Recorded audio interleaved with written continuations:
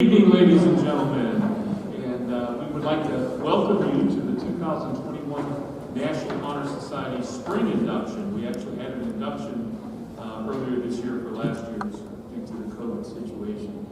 But it's a pleasure to have you here. It's a pleasure to get together to honor these fine scholars, and we're very, very excited. I would like to acknowledge just a few people before we begin. First of all, these two gentlemen to my right, Mr. Ruart and Mr. Wenzel. They both together work with the NHS in the school, and they're wonderful teachers, fine gentlemen, and would you please give them a round of applause for organizing?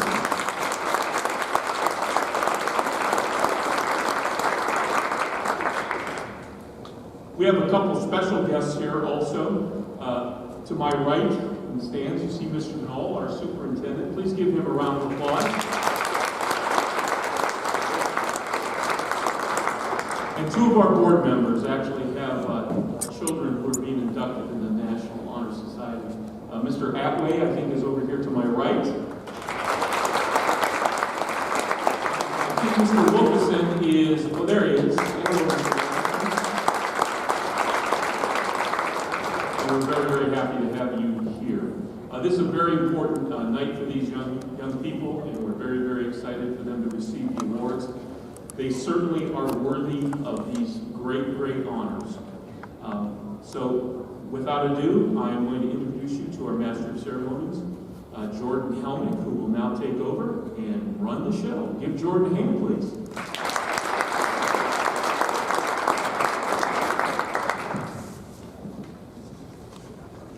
Welcome to the 2021 National Honor Society Induction Ceremony.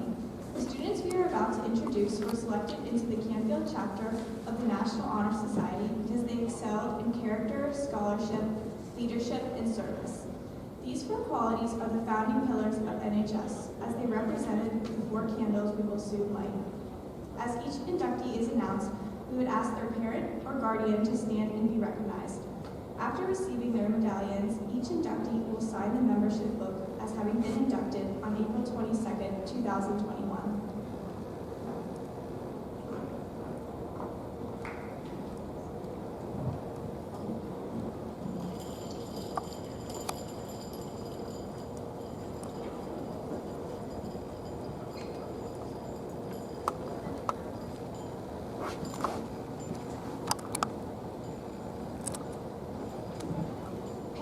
As your son or daughter is announced, please stand so we can recognize you also.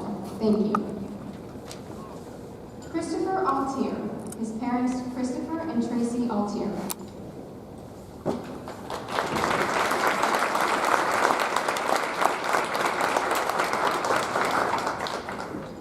Madison Angelo. Her parents, Joseph and Aaron Angelo. Her sister, Kaden Angelo.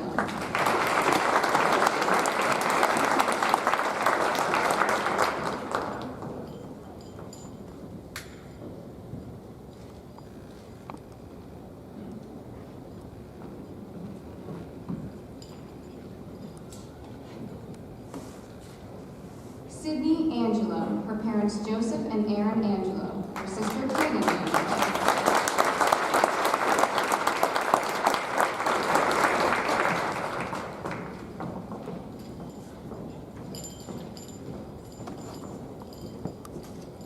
Trey Angelo, his parents Joseph and Aaron Angelo, her sister Kaden Angelo.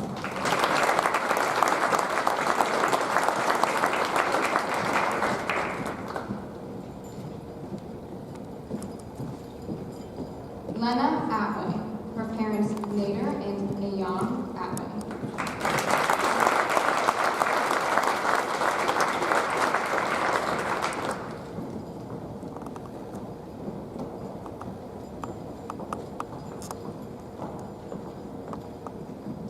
Isabella Bellino, her parents Steve and Julie Bellino.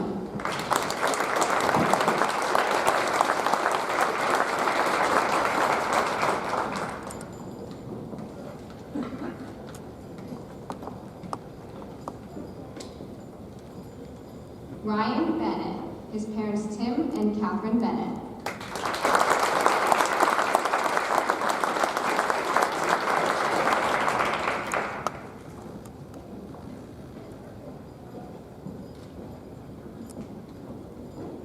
Ray Burnett, his parents Dr. Ray and Sherry Burnett.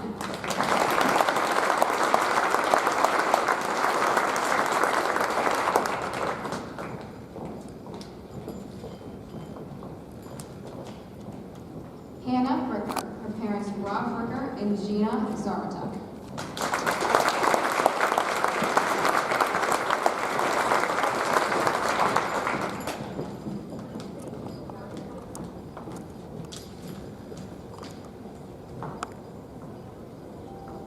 Isabella Bursack, her parents Andy and Kelly Bursack.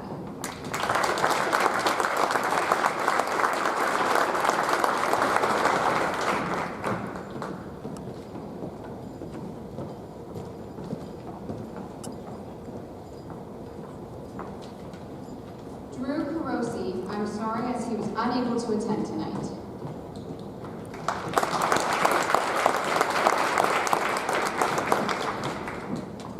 Michael Crawford, his parents David and Michelle Crawford.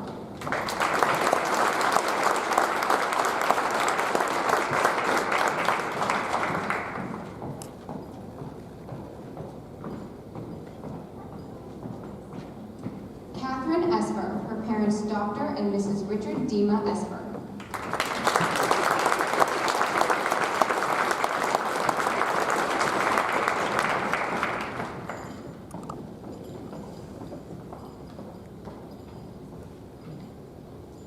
Josh Farley, his parents Jason and Lisa Farley.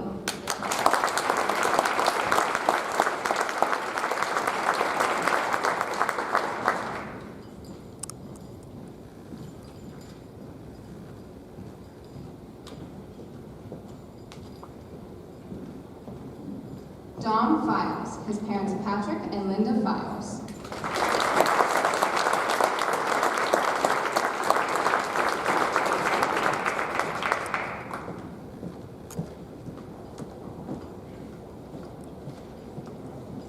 Amelia Francisco, her parents Joseph and Sharon Francisco.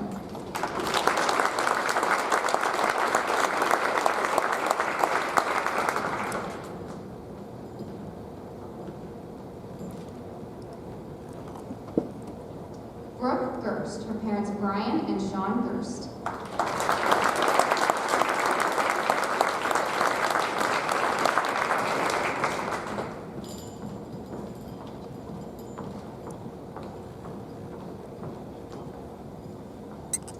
Jake Gerdick, his parents Jack and Jody Gerdick.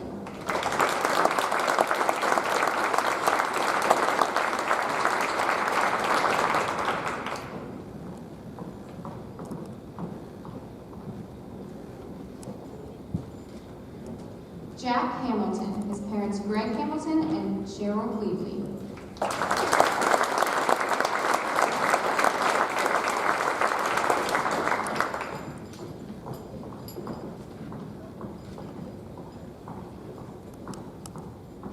John Hano, his parents John and Suzanne Hano.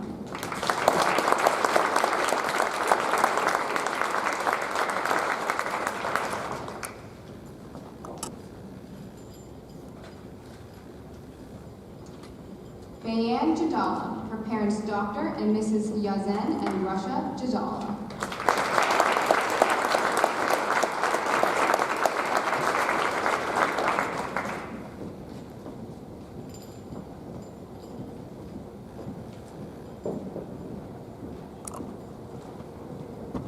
Jaden Jaffer, his parents Dr. Adil and Leah Jaffer.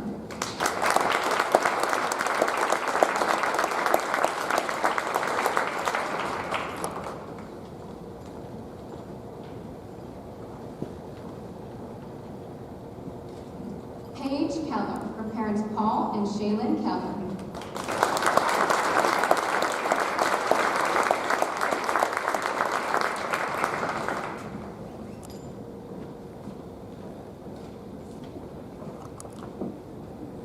Bridget Kelly, her parents Michael and Christine Kelly.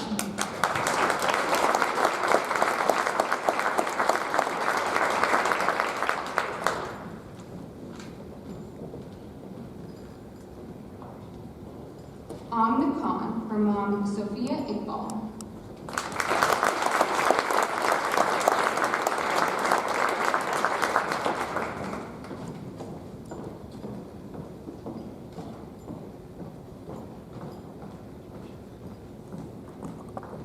Oliver Kobas, his parents David and Sarah Kobas.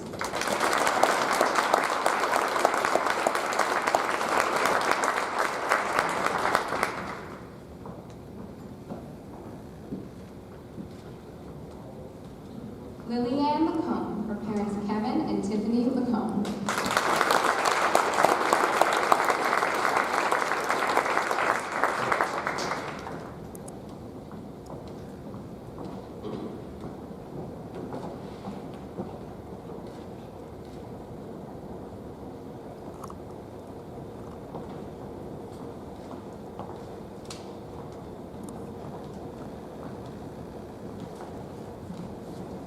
Littler and his parents, Dave and Heather Littler.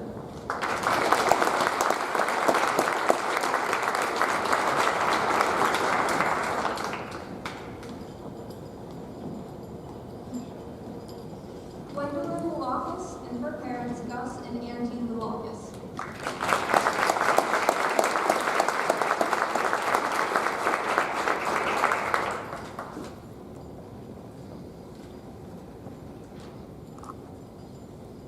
Riley Manley and her parents, Todd Manley and Julie Lawrence Manley.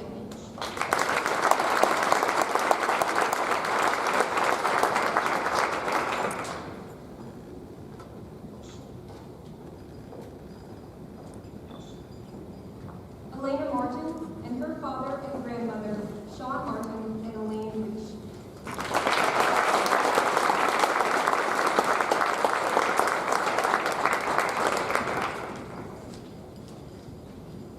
Anthony Moranto and his parents, Mr. and Mrs. Anthony Moranto.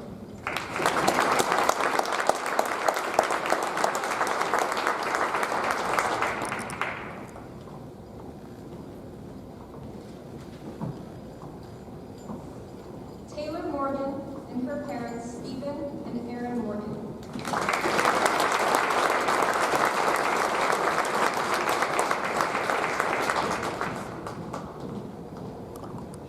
Cameron Morrison and his parents, Dr. and Mrs. Russell Morrison.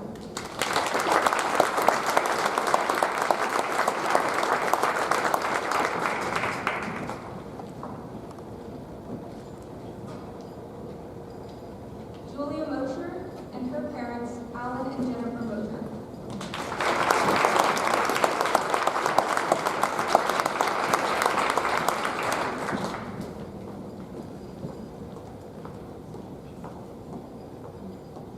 Connor Molichak and his parents, Craig and Shannon Molichak.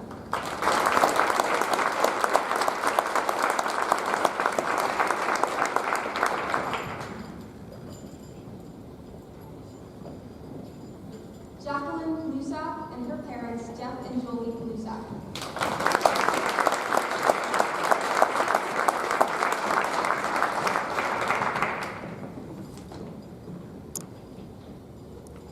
Ryan Petro and his parents, Aaron and Jim Petro.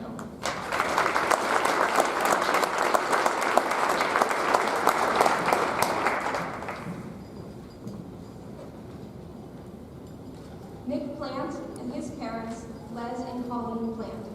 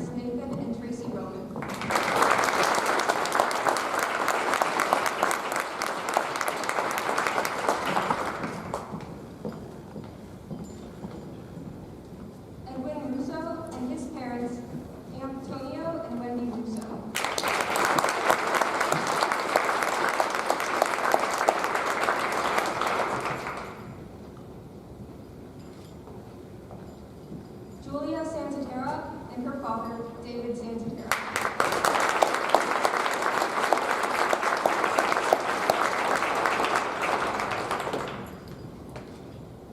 Matthew Scolari and his parents, Dr. and Mrs. Michael Scolari.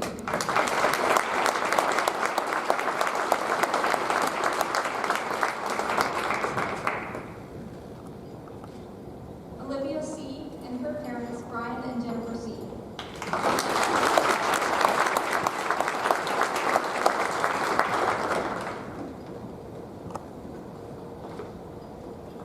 Christopher Smallwood and his parents, Bob and Jennifer Smallwood.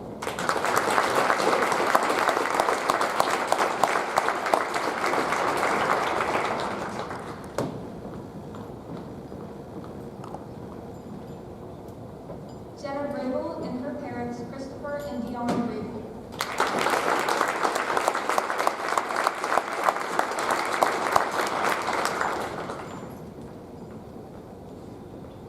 Jake Wilkerson and his parents, Dave and Marcy Wilkerson.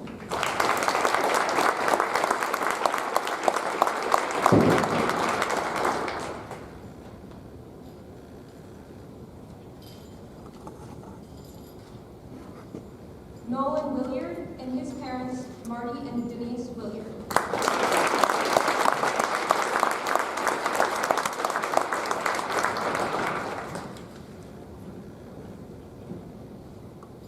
Andrew Wise and his mother, Sherry Wise.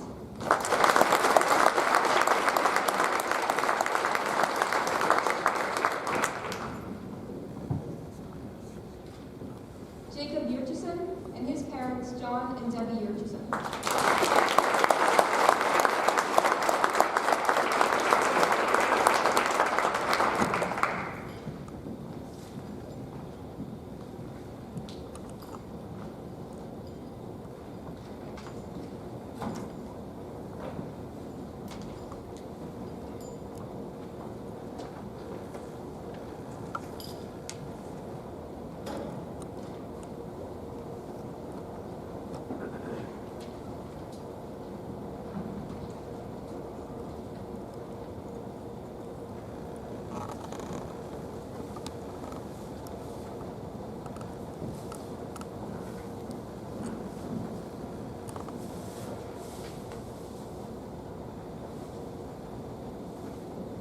Four pillar speeches being shared with you tonight were written by current NHS members. After each speech, the student will light a candle representing that pillar. The first speech is the one pillar of character and will be given by Hazard Rabani.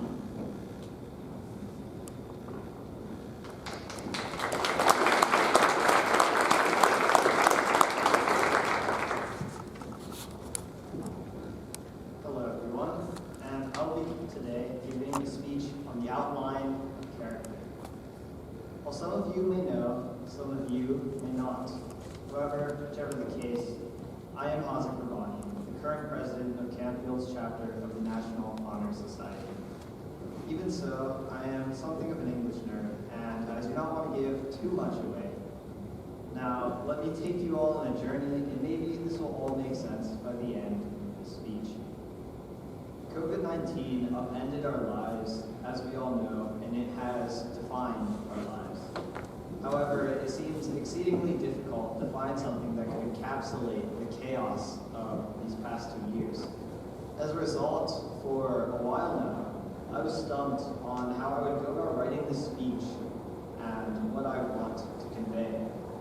Rather recently, it dawned upon me. Alas, to survive in these disjointed times, we have to rely on our character. Curiously, it will shape our journey through life when we need it the most. Then, we must search for our character deep within ourselves. Even to confront hubris, yet this is not easy to do. Rather, to confront our fears, yet this is not easy to do. It is such that we must confront ourselves, and this is hardest to do. Similarly, character is in the journey, but it is not something I can give you.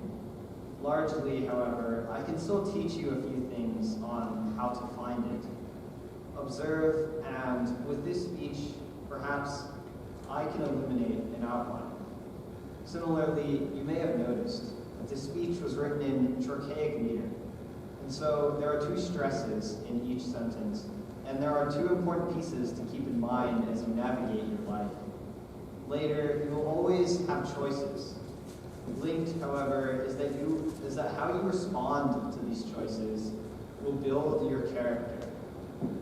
I have one more lesson to share with you all today. Say that you take the first letters of each of my sentences here, and you get the following truth. When character is lost, all is lost. Let me leave you with this. NHS Class of 2022, treasure your character, as it is the one thing you have in your control. Obviously, there will be ups and downs. You can always control how you react. Should you have good character, the rest will follow suit. To finish, I will now light the candle for character.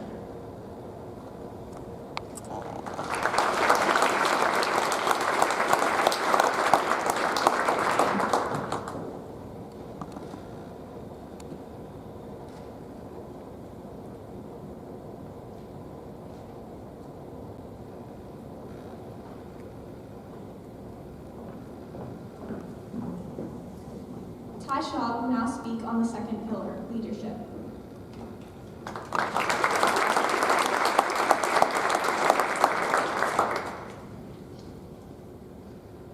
Back in elementary school, the Star Cardinal Award was given out monthly to a student who was seen displaying qualities of leadership and doing good deeds within the school. The Star Cardinals got their names put on a star and hung up in the hallway for all the students to see. As a child, I wanted to be a Star Cardinal with every fiber of my being, so I set out to make sure I was noticed. Each day, when I knew the teachers were watching, I would try to do as many deeds as I possibly could, whether it was holding the door for my class, playing at recess with the kids who had no one to play with, or helping the janitors clean up after lunch. I remember constantly scanning around, waiting for a teacher to look my way. But despite my efforts, I was never a Star Cardinal. I thought to myself, why is that? I've done so many good deeds. I'm a leader. Why? Because I was trying to be seen. An effective leader is someone who just does what is right while there is no one watching, and when there is no incentive to be a leader. Galatians 6 verse 9 states, "And let us not get tired of doing what is right, for after a while we will reap a harvest of blessing if we don't get discouraged and give up." Tonight you are all reaping the blessing of being inducted into the National Honor Society as a culmination of your hard work and dedication to being leaders. But I ask you, students, will you continue to be a leader when there's no NHS at stake? While you ponder that question, let me now offer you 5 key points of leadership that a very wise leader has told me. 1, people should always be put before procedure. 2, leadership begins when you can let go of yourself and allow others to lead through you. 3, the day you stop learning is the day you stop leading. 4, the way you respond to destruction carries more weight than the way you respond to victory. And 5, the way you live your everyday life is just as important as the way you lead a team. These key aspects of leadership, if followed by, can transform a good leader into a great leader. All of you sitting in front of me are leaders in your own right, but think about where on the spectrum you lie. So, newest inductees of the National Honor Society, I challenge you to continue to develop these leadership skills you possess throughout the rest of your life. I challenge all of you to be a Star Cardinal and to lead by example, even when no one's watching. I will now light the candle for the pillar of leadership.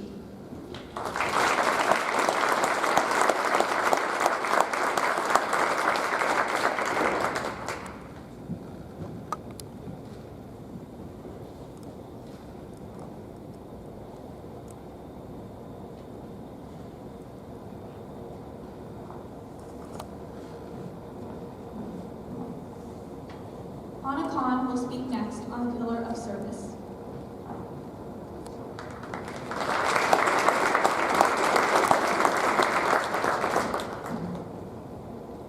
In National Honor Society, we learn to problem solve, communicate, lead, and give our time to those who need it through the service pillar. Each member is required to go out at least 20 hours of service freshman through junior year and will continue through their senior year. Along with 20 service hours, each member must hold a service project that aids the community.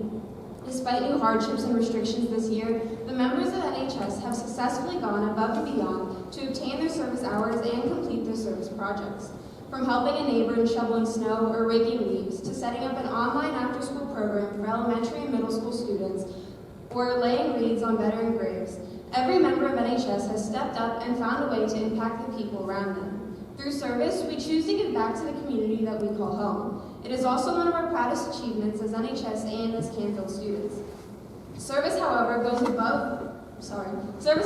beyond just performing a good act. It includes performing the act with a good attitude and humbleness. Service is about making a positive change. To do so, we must willingly give up our time without expecting a reward in return. We must be leaders, scholars, and have good character in order to make a difference. Service is what makes that members of NHS truly stand out from the rest of their peers.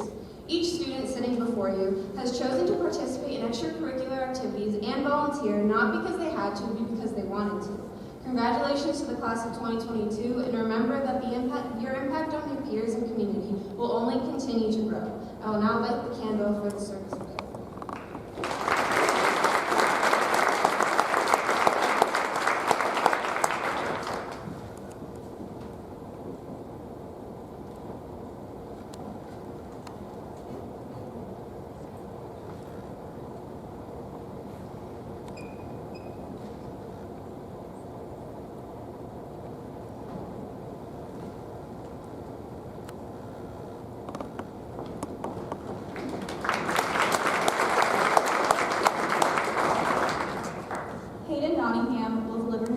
On scholarship.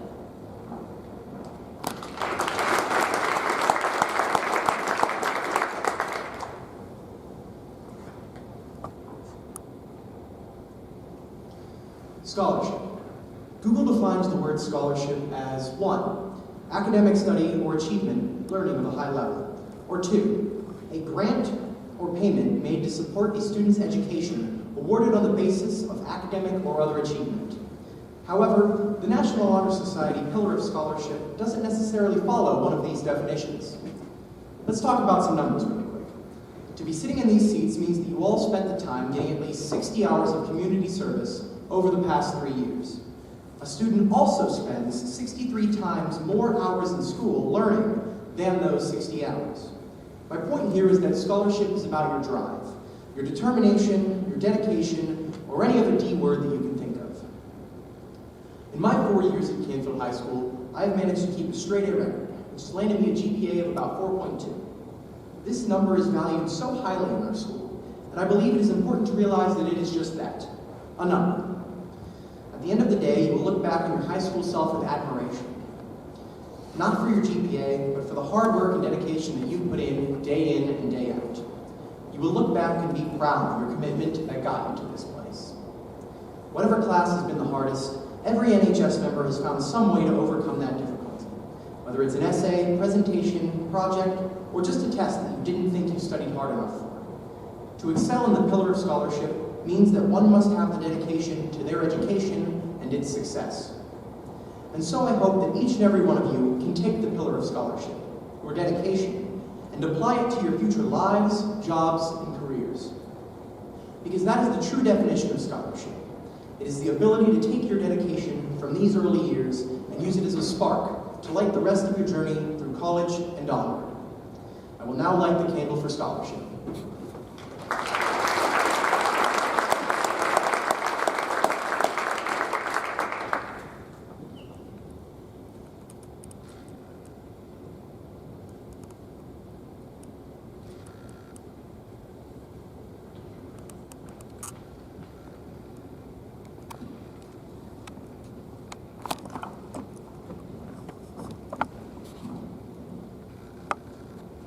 Mr. Jacob Courtney is an English teacher at Canfield High School and can be found in room 109. He has been teaching for only 4 years, all of which have been at Canfield High School. In addition to teaching, Mr. Courtney has coached various categories of the speech and debate team and has been involved in numerous other student activities. While not grading essays, Mr. Courtney enjoys reading, spending time with family, playing board games with friends, and spending time with his dog Bella and his cat Toby. Tonight, Mr. Courtney will be speaking on the merits of performing good works in light of a chaotic world. It gives me great pleasure today to introduce our guest speaker, Mr. Jacob Courtney. Please join me in welcoming Mr. Jacob Courtney.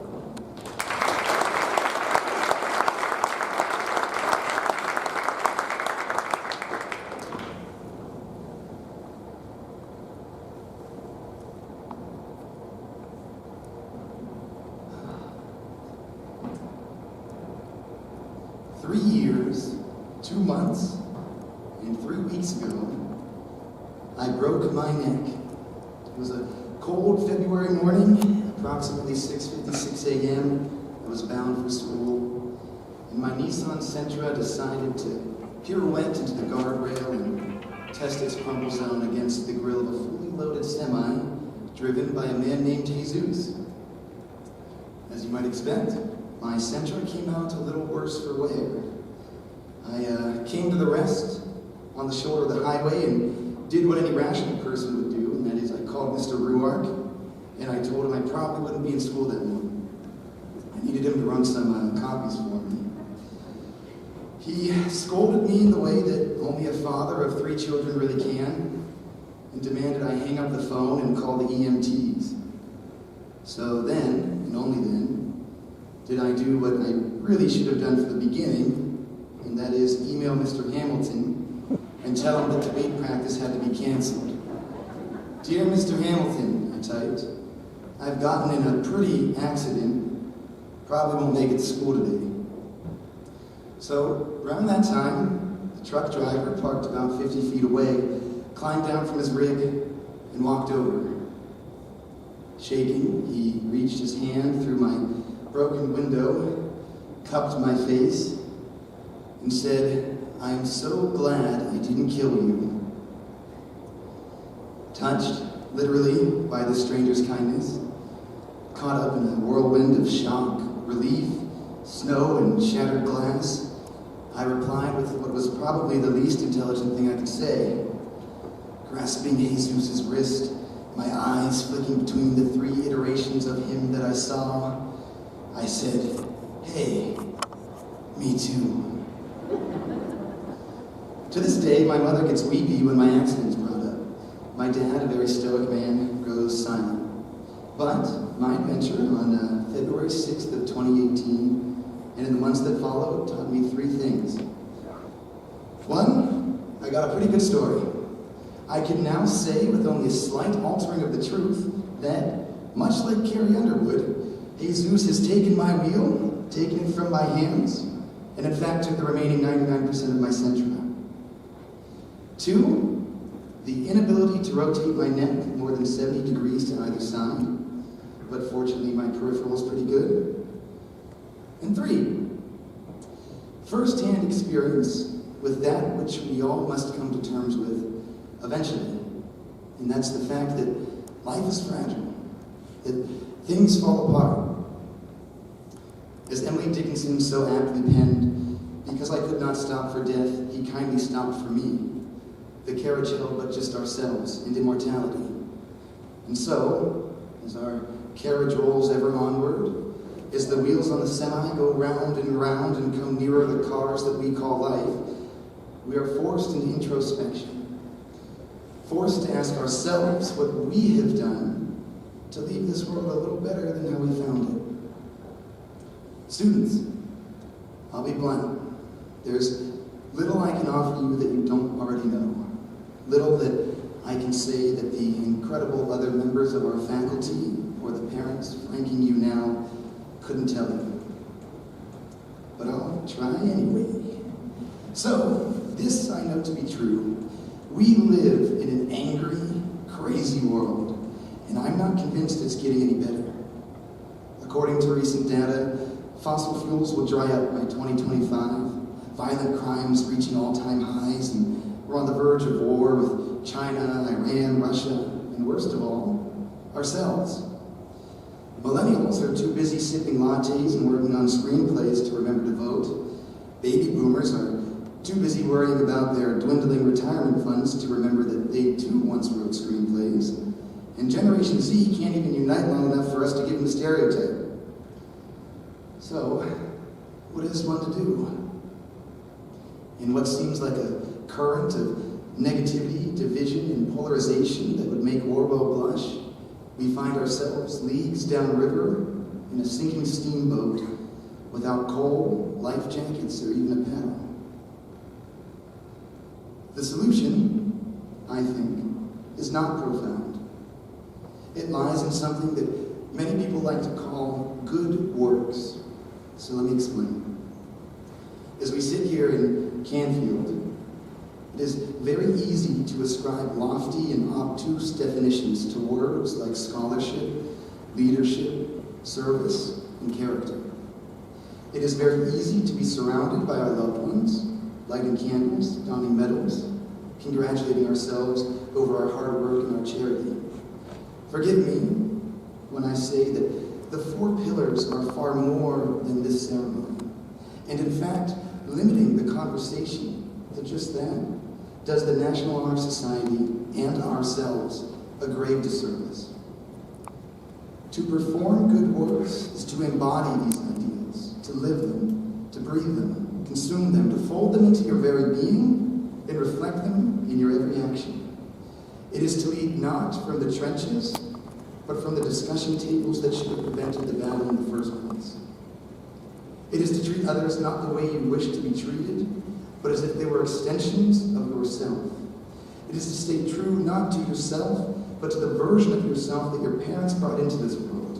Bright-eyed, cooing, crying, so very ignorant of tombstones and boogeymen. It is to be decent. Scholarship, leadership, service, and character are more than these 4 candles. They're more than medals, ribbons, plaques, certificates, or common app essays.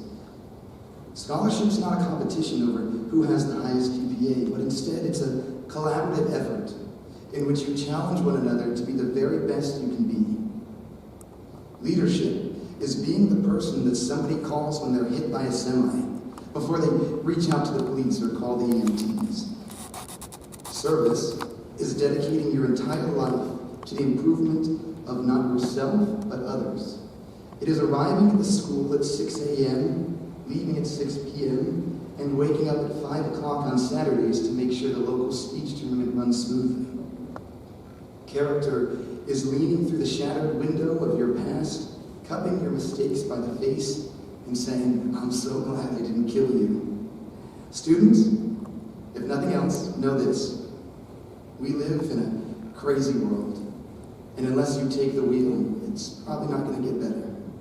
I challenge you all to be the best version of yourselves, to let your every action, your every word, every moment of your life be a testament to the fact that you have the power to enact meaningful, positive, and powerful change. Do not let the ceremony be an end or a means to one. Let it be a beginning. Let these pillars, these ideals guide you through whatever adversity comes your way. Make your community proud. And remember this, you are marvelous, and we can't wait to delight in all the incredible things you are sure to accomplish. Thank you.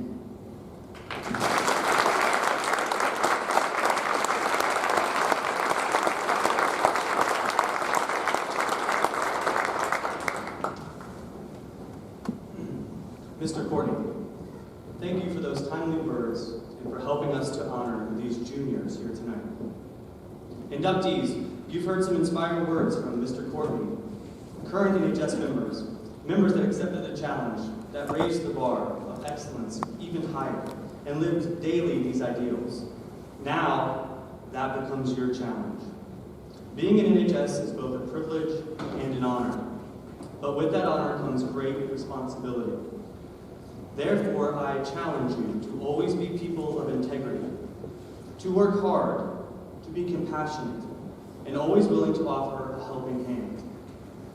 So, class of 2022, will you continue to hold yourself to the standards and ideals of NHS? Will you strive to reach the bar already set for you and push it even higher? If so, inductees, please stand and repeat after me the pledge for membership.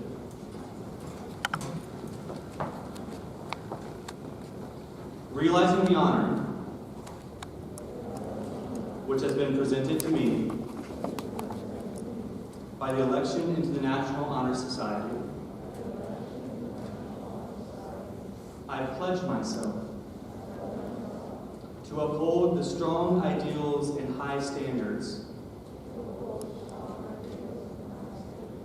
this organization represents. I will venture further in my goals and strive to serve as an example for my fellow students. I will promote the betterment of my school, myself, and this organization to which I have been elected. Service to others, a broadening of my friendships, and the development of my intellect will serve as my desired attainment. I pledge myself to develop the 4 ideals of the National Honor Society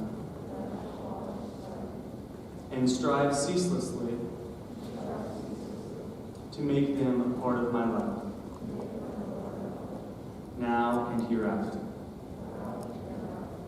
Congratulations. I now present to you the newest members of the Canfield chapter of the National Honor Society.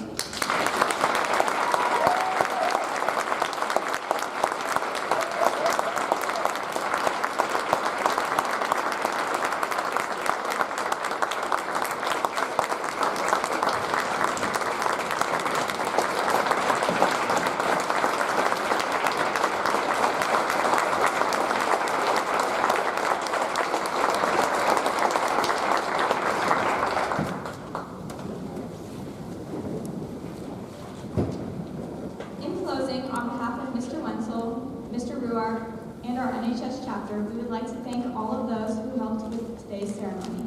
Certainly without the help of our wonderful custodians, secretaries, technician, and administration, we would not have been able to honor the inductees as we did today.